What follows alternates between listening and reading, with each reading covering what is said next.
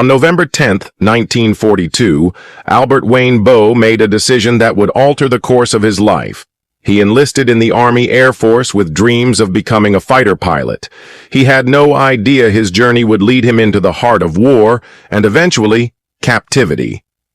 Raised in Manhattan's Upper East Side, he lived in several apartments during a time when rent was affordable and attended Stuyvesant High School, the same school that educated notable figures like Jimmy Cagney and Robert Alda. In early March 1943, he was called up for duty and boarded a train from Manhattan to Nashville, Tennessee, for basic training. The train made a brief stop in Louisville, Kentucky, where the young recruits grabbed a meal at the Blue Boar Cafe. Bursting with New York energy, they teased their waitress until she snapped at them, a moment Albert never forgot, as it was the first time he had heard a woman swear. Upon arriving in Nashville, the recruits trudged through thick red mud to reach their barracks. The coal-burning stoves used to heat the rooms filled the air with bituminous smoke that caused respiratory issues, leading to what they called the Tennessee hack. During training, aptitude tests determined each man's role on a bomber crew. Albert qualified for pilot, bombardier, and navigator, but he was ultimately sent to navigator training at Selman Field near Monroe, Louisiana. There, he studied meteorology and flew practice missions in twin-engine aircraft, learning to use tools like the drift meter.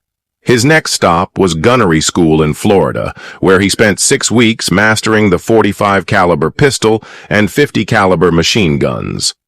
Part of the training required him to strip and reassemble the machine gun while blindfolded. He also practiced shooting skeet from the back of a moving bus to sharpen his targeting skills. For advanced air-to-air gunnery training, he sat in the rear seat of an AT-6 Texan aircraft, firing at targets towed by another plane. Learning to remain calm during sudden flight maneuvers was essential. In one competition, he placed third among all the gunners on base. By December 1943, he had earned his wings and the rank of second lieutenant. After a 10-day leave for Christmas, he reported to Casper Army Airfield in Wyoming. The drastic change from Louisiana and Florida's humidity to Wyoming's icy winter was striking. As a member of the 489th Bombardment Group, he joined a B-24 Liberator crew. One of his crewmates was Sal Morello, cousin of boxer Tammy Morello, who would later fight Joe Louis for a title. Soon after, navigators were reassigned to different crews at Wendover Army Airfield in Utah, home to the military's largest bombing and gunnery range. Their training missions stretched as far as Montana and Las Vegas. The remote location had its benefits. The nearby State Line Hotel straddled Utah and Nevada, allowing the men to cross over to the Nevada side where alcohol was permitted. Salt Lake City was the nearest major city, and soldiers on leave rode buses past the Bonneville Salt Flats, with no speed limits to slow them down. By spring 1944, aircraft production was running at full speed. B-24 bombers were rolling off Ford's Willow Run assembly line, ready for combat. Once their training was complete, the 489th received deployment orders and left Wendover on April 3, 1944. After moving through Kansas City and Morrison Field in Florida, rumors circulated about where they would be sent. Some expected assignments in Burma or India, but they were ordered to join the 8th Air Force in Great Britain.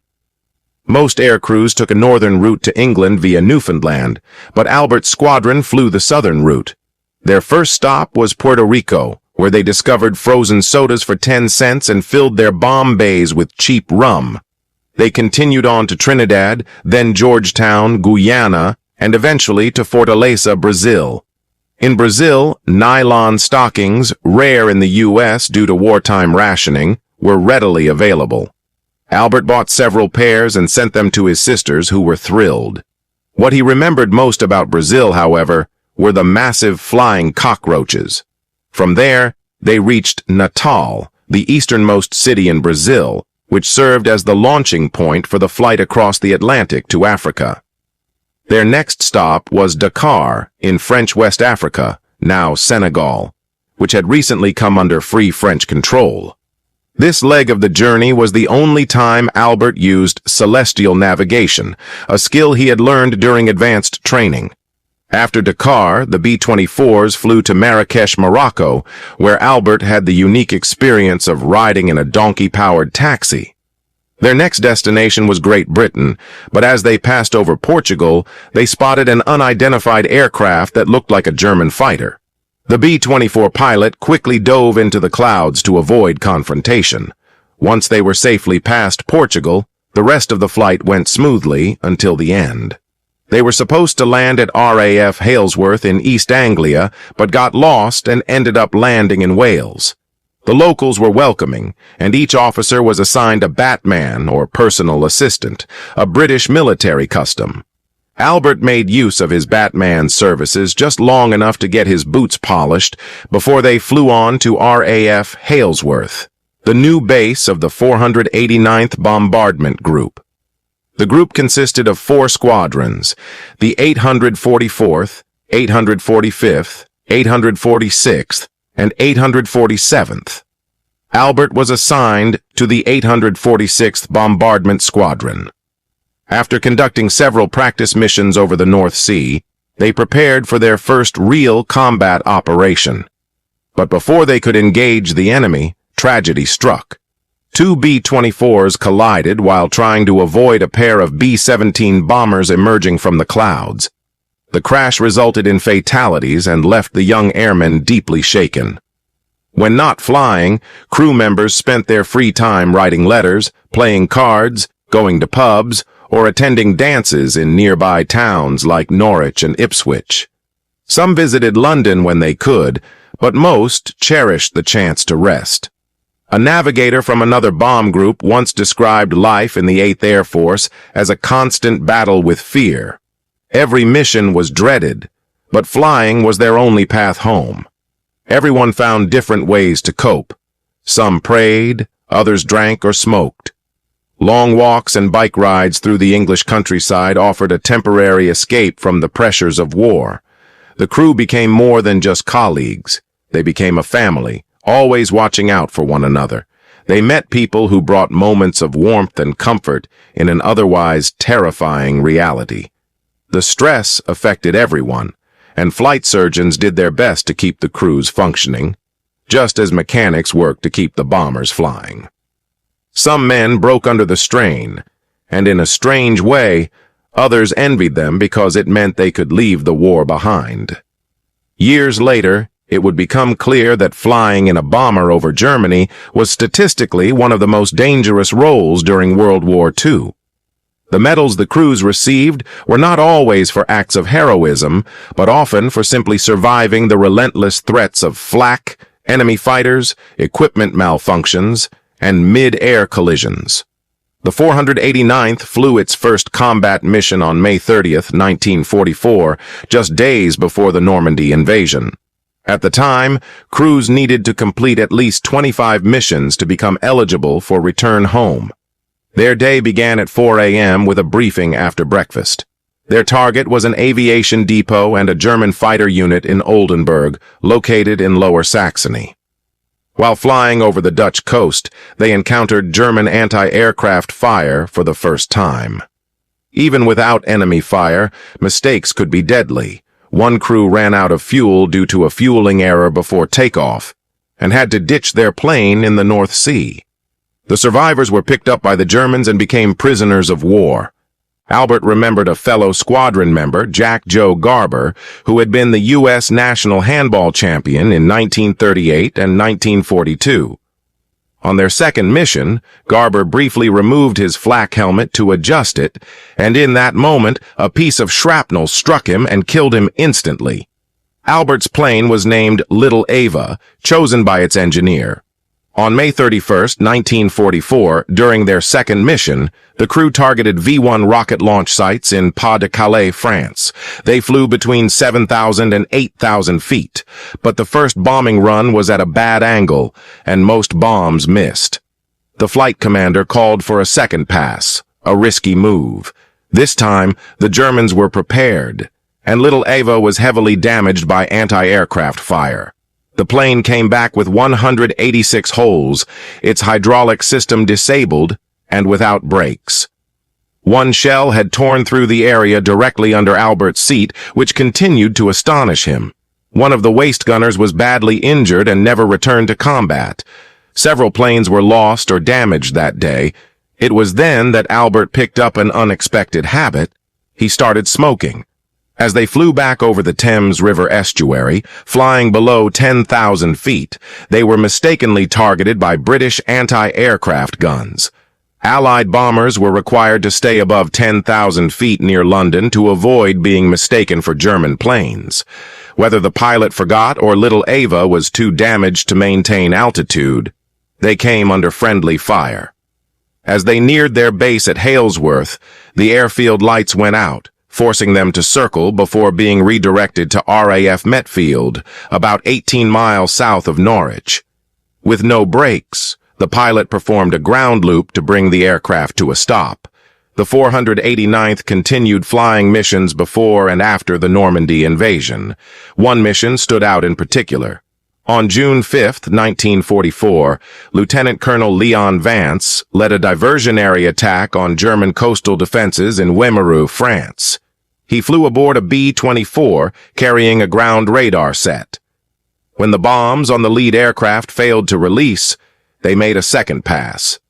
During that run, flak hit the plane, killing the pilot and severely wounding Vance, nearly severing his right foot.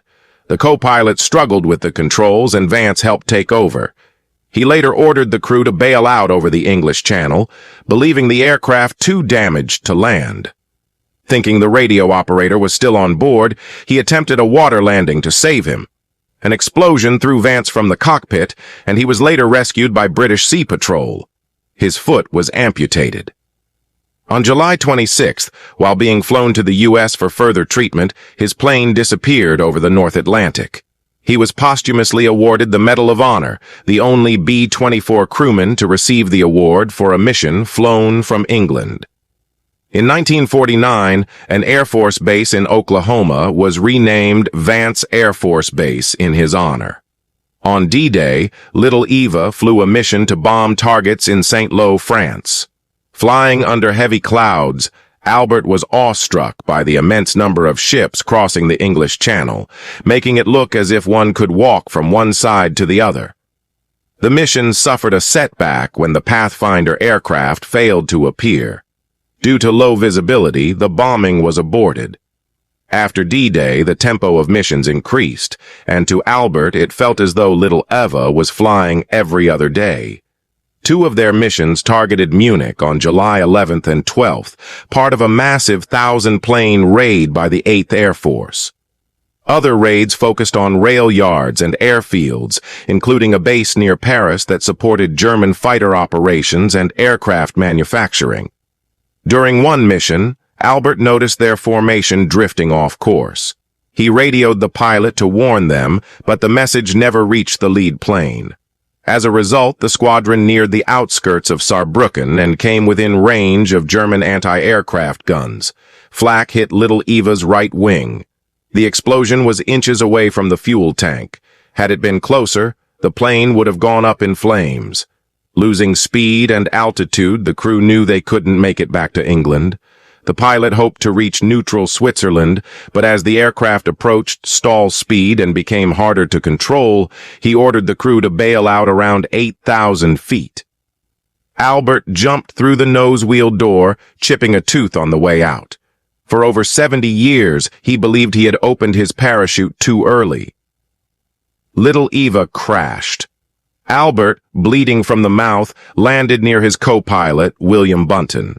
They regrouped and tried to figure out what to do next. Unfortunately, they had come down near a police station in Ennan, a region under German control in Alsace-Lorraine. The local police quickly arrested them. The police chief, enraged, insulted them as American terror gangsters and struck at the co-pilot despite his larger size. They were held in a local jail for 2 nights. On the third day, a Luftwaffe truck arrived to transport them to Stalag Luft, a transit camp near Frankfurt for captured Allied airmen. Established in 1939, it was Germany's main processing center for prisoners of war from the air forces. Upon arrival, Albert and his co-pilot were placed in solitary confinement with very little food or water. They slept on wooden pallets with only a thin pile of straw for comfort. After 3 days, guards escorted them to an office where an English-speaking Luftwaffe officer interrogated them. Albert was stunned by how much the officer already knew about his background, including his training history and unit assignment. Despite many questions, Albert gave only his name, rank, and serial number. After 5 days at Stalag Luft, they were moved by rail to Stalag Luft 3 in Sagan, Lower Silesia. This camp was already infamous for the Great Escape that had taken place in March 1944, which ended with brutal reprisals. That event had happened before Albert arrived. Eventually, he was reunited with the other officers from his crew, including the pilot, First Lieutenant Arthur P. Bertonetti, and the bombardier, Tom Day. Unlike Albert, they had avoided capture for several days before being found. The enlisted crew members were sent to separate camps.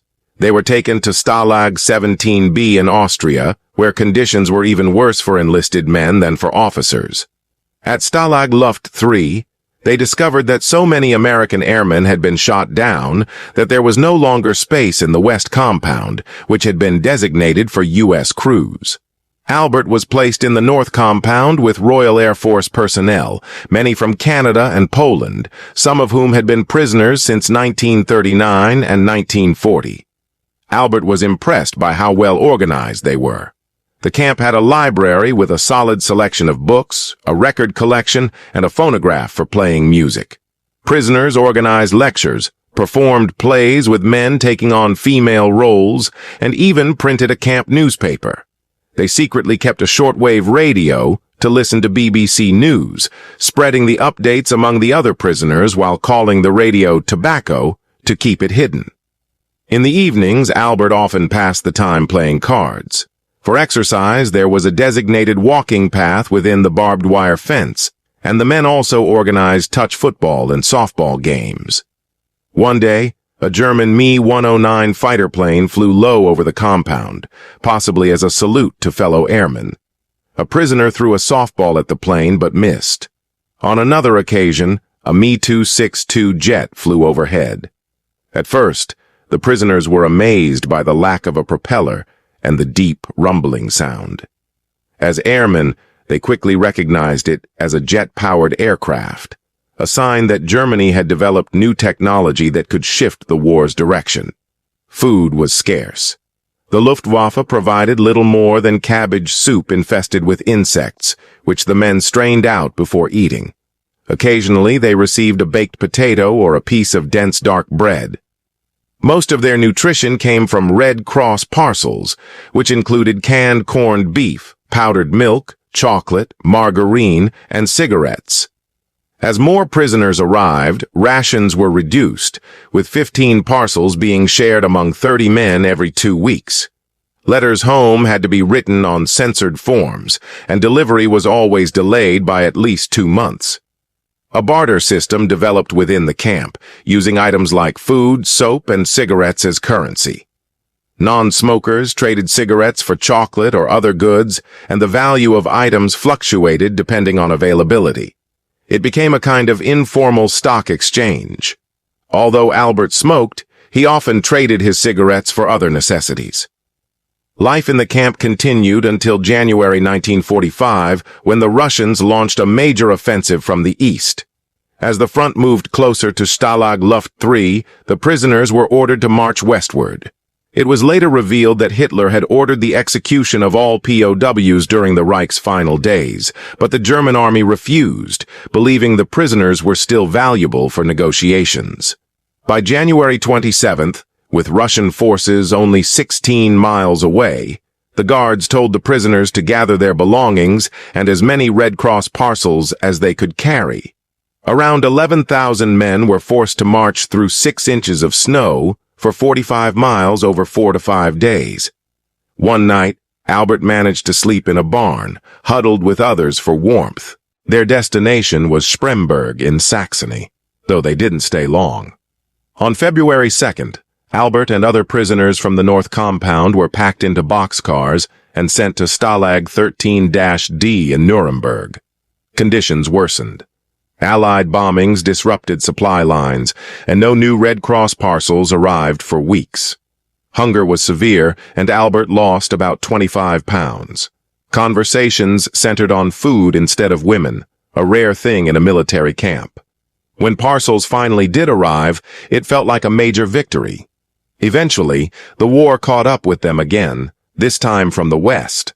As American and Allied forces crossed the Rhine, the Germans forced the prisoners to march south into Bavaria. By then, it was spring, and the weather was improving. The guards were older men from the Volkssturm, and the prisoners realized they could have escaped if they tried. But with the war nearly over, no one wanted to risk being shot so close to freedom. One day, while passing a farm, Albert approached a farmer and offered to trade cigarettes for eggs. He had learned a little German, and the farmer understood. During the exchange, the farmer told him that President Franklin Roosevelt had died. The news spread quickly and left the prisoners in shock. The final stop for Albert and the other POWs was a camp near Moosburg, northeast of Munich. While settling in, they saw a silver P-51 Mustang fly low overhead. Tears filled their eyes. That same day, they heard gunfire from Moosburg, and then saw the American flag rise above the village church. The guards walked away, and the prisoners were finally free. Not long after, General George S. Patton arrived, standing tall in the back of his jeep as it entered the camp.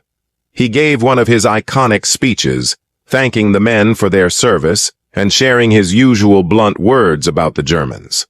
A few days later, C-47s arrived to fly the former POWs to Reims, France, where VE Day celebrations were already underway.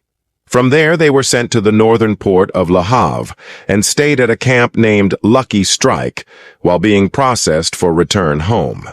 They were given as much food as they wanted, and their weight slowly returned to normal.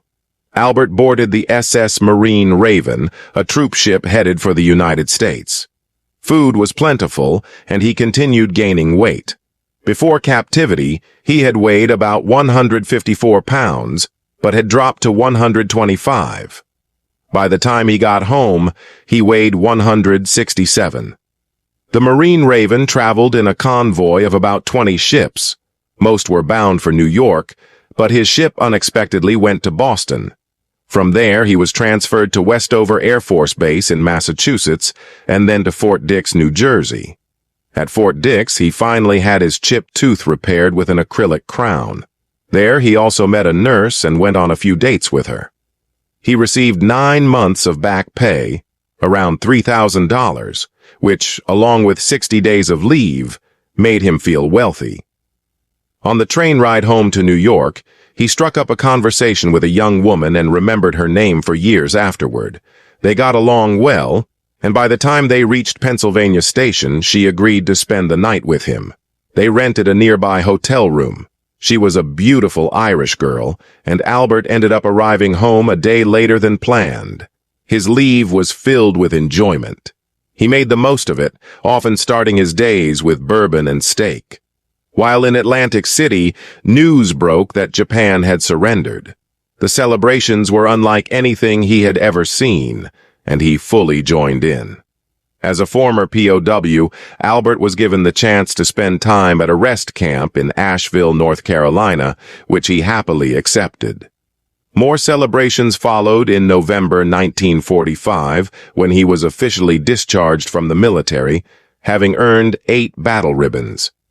He stayed in the Air Force Reserve for 10 more years. Using the GI Bill, he attended Columbia University and went on to a career in advertising in New York. When asked about his work, he described it as a mix of booze and women. In 1958, he married, but the marriage didn't last, and he never had children. During a conversation with his financial advisor, he was asked if he wanted to invest in the German company IG Farben, the same company he had once tried to bomb. He declined. Now, at 92 years old, Albert Boam lives comfortably in a retirement community in Stone Mountain.